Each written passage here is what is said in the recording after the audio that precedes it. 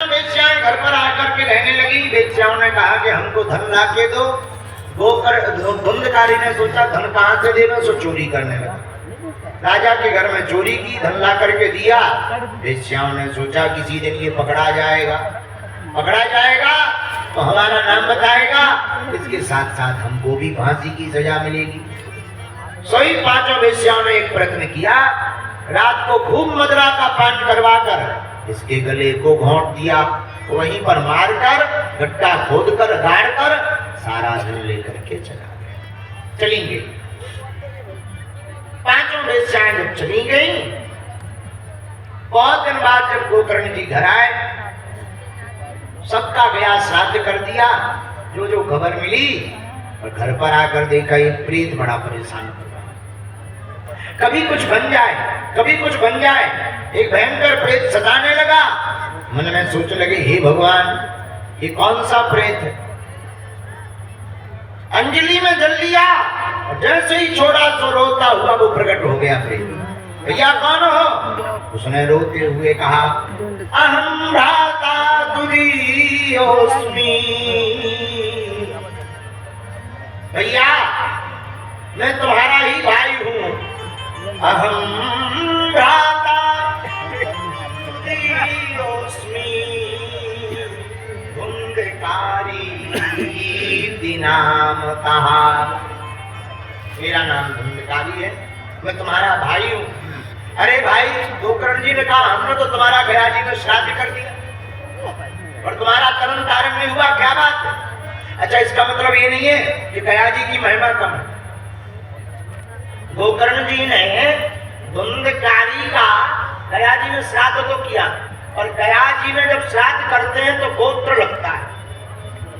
गोकर्ण जी का गोत्र अलग था, धुंधकारी का गोत्र अलग था, क्योंकि धुंधकारी जिस गोत्र के थे वो धुंधली की बहन के गोत्र के थे, इसीलिए उसका कल्याण नहीं हुआ। ऐसा संत कहते। भैया हमने तो तुम्हारा गया जी में श्राद्ध किया और तुम्हारा उद्धार नहीं हुआ, अब हम कल कोई उपाय देखेंगे, आज शांत हो जाए। दूसरे दिन सूर्य भगवान को अर्घ दिया, हमारा भाई प्रेत योनि में है, क्या करना चाहिए? तो सूर्य भगवान ने आकाशवाणी से आज्ञा दी, गोकर्ण जी श्रीमद् भागवतान मुक्ति सप्ताहं वाचनम साप्ताहिक श्रीमद् भागवत कथा का आयोजन अगर किया जाएगा तो तुम्हारे भ्राता धुंधकारी का तरन तारण हो जाएगा। बोलो भागवत भगवान की जय। इतना सुनते ही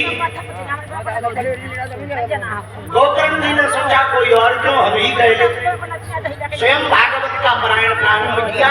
गांव के लोग आकर के बैठने लगे, अगल बगल के लोग आकर बैठने लगे, भागवत सुनने लगे। उसी समय वहां पर 7 काठ का एक बांस लगा था। बांस के ऊपर एक सुराख था, छिद्र था।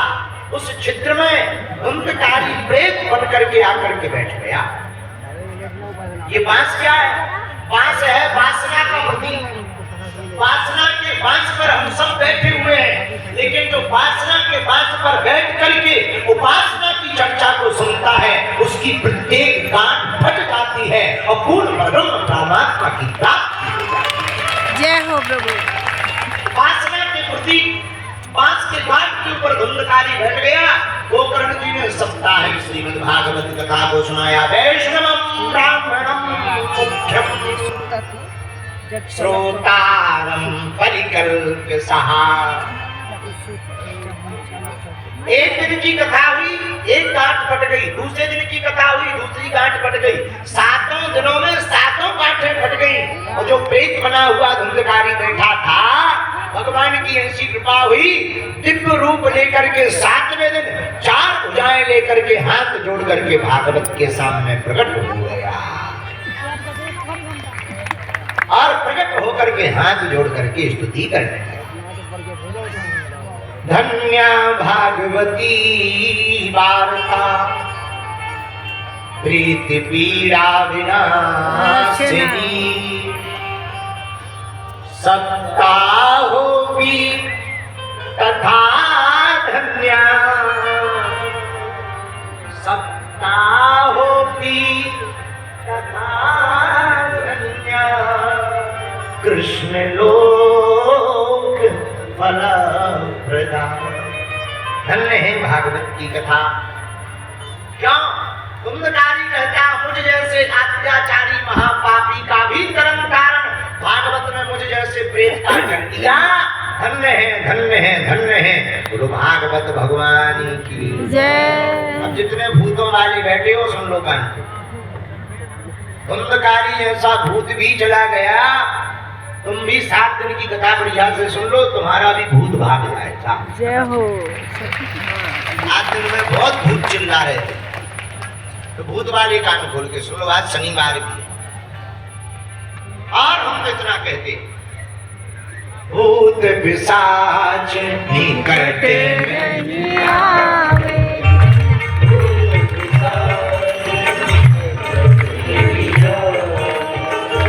महावीर जब नाम सुनावे,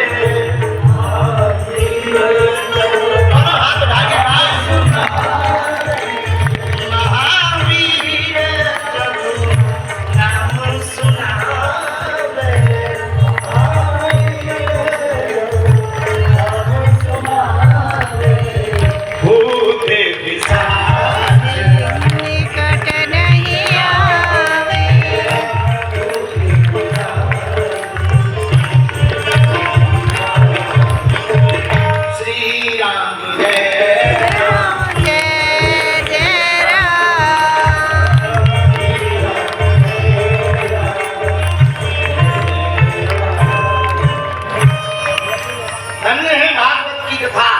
भागे जैसे प्रेत योनि में पड़े हुए पापी का तरन तारण कर दिया। वृंदावन बिहारी लाल की जय। लेकिन उसी समय पर भगवान का विमान आया, कुंभकारी बैठकर जाने लगा।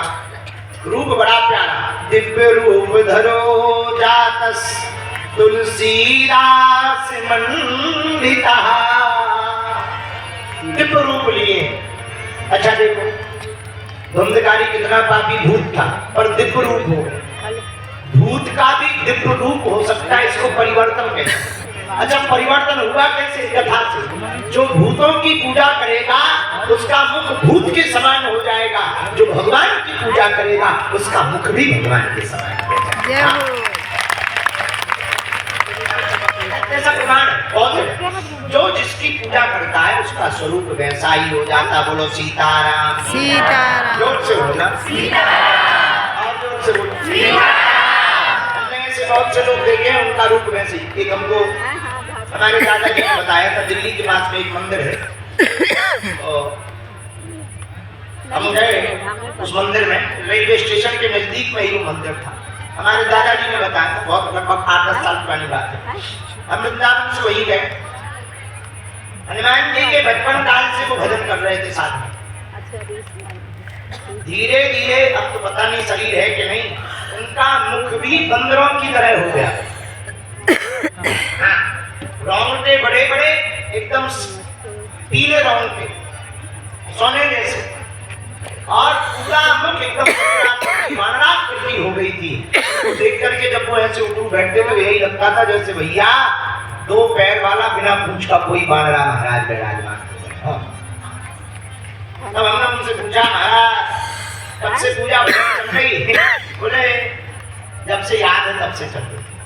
तब देखो हमें एक बात समझ में आई, जो जिसकी पूजा करेगा वो उसके ही समान हो जाएगा। जय सीताराम। अच्छा, 7 दिन की कथा तो सब लोग सुनते, हम भी सुनते, तुम भी सुनते, बुरा न मानना। कथा में तो तुम भी बैठे, हम भी बैठे। और एक बात बताओ, कथा में तो बैठे हो, क्या कथा तुम में बैठे? तुम तो कथा में बैठे हो, पर क्या तुम्हारे अंदर कथा बैठी? कथा में तुम्हारा बैठना बड़ी बात नहीं है, और कथा तुम्हारे हृदय में बैठना बहुत बड़ी बात है। जय हो।